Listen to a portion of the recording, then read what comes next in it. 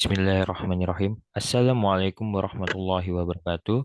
Di sini saya perwakilan dari kelompok mata kuliah praktikum pemrograman jaringan komputer akan mempresentasikan hasil daripada kerja dari kelompok kami tentang implementasi Bin 9 dan implementasi Power DNS pada Ubuntu Server.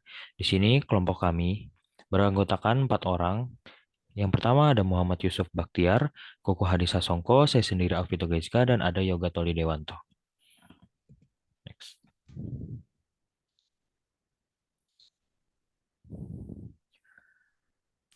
Untuk yang materi pertama, kita masuk ke dalam pengertian BIN.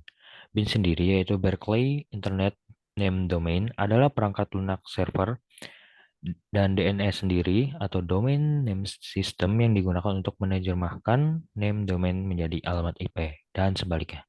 Sebagai salah satu server DNS yang paling umum, BIN berfungsi sebagai perantara antara pengguna dan sistem komputer yang berkomunikasi melalui nama domain.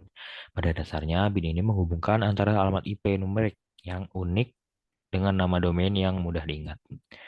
Ketika seseorang memasukkan nama domain seperti www.blablabla.com ke dalam browser web mereka, BIN akan mencari alamat IP yang terkait dengan nama domain tersebut. BIN sendiri ini akan mengarahkan permintaan pengguna atau user ke server yang tepat dan menjalankan situs web tersebut dengan nama domain tersebut. Next. Selanjutnya ada fungsi dari bin itu sendiri. Fungsi dari bin itu sendiri yaitu untuk membuat DNS atau domain name server bekerja pada konsep client server. DNS ini diterapkan pada server terpusat yang disebut server DNS atau name server yang memiliki wewenang untuk mengelola beberapa name domain dan mengacu kepada beberapa domain lainnya dengan dikelola server DNS lain. Nah, di sini ada kelebihan BIN. BIN ini mempunyai beberapa kelebihan, yaitu yang pertama ada fleksibilitas, yaitu menyebutkan bahwa BIN ini memberikan fleksibilitas yang tinggi dalam menghubungkan atau mengikat objek atau fungsi dengan sumber daya yang diperlukan. Yang kedua ada pengembangan yang cepat. Dengan menggunakan BIN, pengembangan dapat mengikat objek atau fungsi dengan mudah dan cepat tanpa perlu menulis kode tambahan yang rumit. Yang terakhir yaitu ada kode yang bersih. BIN membantu dalam menjaga kode yang bersih dan terorganisir. Dengan menggunakan BIN, pengembang dapat mengurangi kebutuhan untuk menuliskan kode penghubung yang berulang-ulang. Itu ada beberapa contoh kelebihan BIN, mungkin ada kelebihan lainnya yang tidak disebutkan di sini. Untuk next. Selanjutnya ada kekurangan BIN. Yang pertama ada kompleksitas. Menggunakan BIN dapat memperkenalkan kompleksitas tambahan ke dalam proyek. Konfigurasi BIN dan pengaturan yang tepat dapat membutuhkan pemahaman yang mendalam tentang sistem dan sumber daya yang diikat, serta mekanisme yang digunakan oleh BIN itu sendiri. Jika tidak dikelola dengan baik, kompleksitas ini dapat menyulitkan pemeliharaan dan pengembangan perangkat lunak itu. Yang kedua ada pembatasan. Dalam beberapa kasus, BIN mungkin memiliki pembatasan yang dapat membatasi fleksibilitas dan kontrol yang dimiliki oleh pengembang. Dan selanjutnya ada kinerja. Penggunaan BIN dapat mempengaruhi kinerja aplikasi secara keseluruhan. Mekanisme pengikatan dan pengaturan yang kompleks dapat memakan waktu eksekusi yang lebih lama dan menggunakan sumber daya yang lebih besar. Next. Nah, ini merupakan implementasi BIN itu sendiri pada Ubuntu Server. Next, oke. Nah, untuk menginstal BIN di sini ada contohnya yang ada di screenshot di bawah ini. Nah, ini contoh beberapa prosedur atau cara-cara untuk menginstalan BIN pada Ubuntu Server. Next, masih cara-caranya mungkin bisa di pause untuk di screenshot. Oke, next. Seperti ini masih berlanjut untuk tutorialnya. Next. Nah, ya masih berlanjut. Next. Nah, next. Oke. Untuk materi selanjutnya mungkin akan dilanjutkan oleh teman saya, Kuku Hadisa Songko. Untuk Kuku dipersilahkan.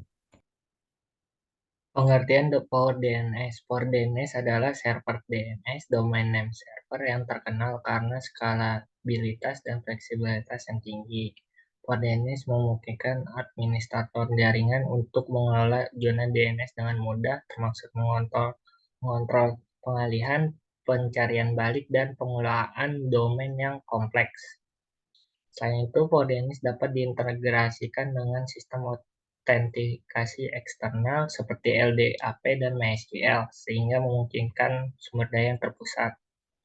Ada fungsi-fungsinya skalabilitas, yaitu mudah untuk mengelola ribuan bahkan jutaan permintaan DNS per detik, menjadikannya pilihan yang baik untuk skala besar.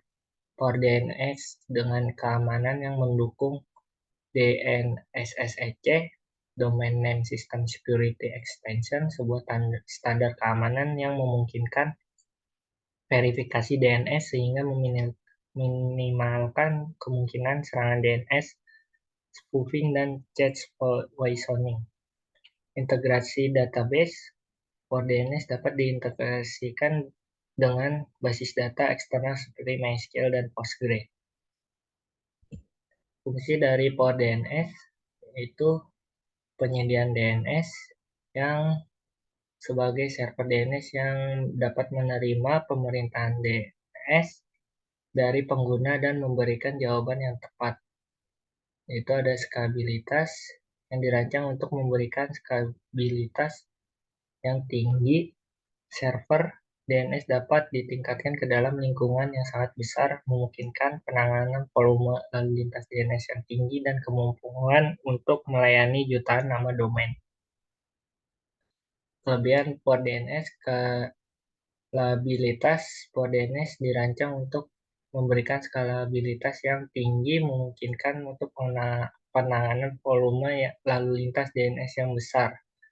Fleksibilitas, Port DNS memiliki arsitektur yang fleksibel dan ekstensibel yang memungkinkan pengguna untuk memperluas fungsionalitas server DNS dengan plugin atau memodifikasi kode sumber sesuai kebutuhan.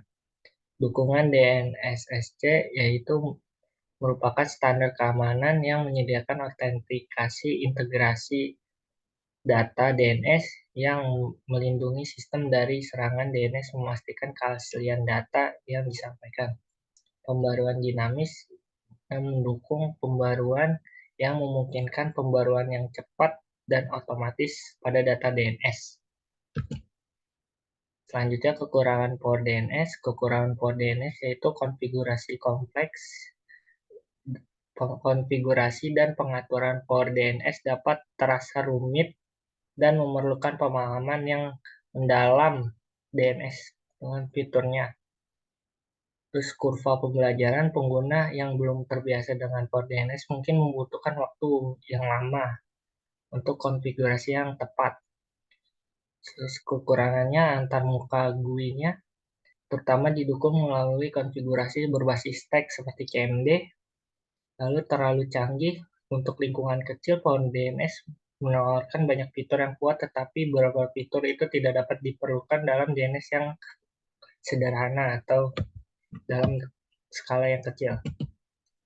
Ini contoh install MariaDB-nya. Sudo install software properties common. Terus ini masih lanjutannya sampai selesai.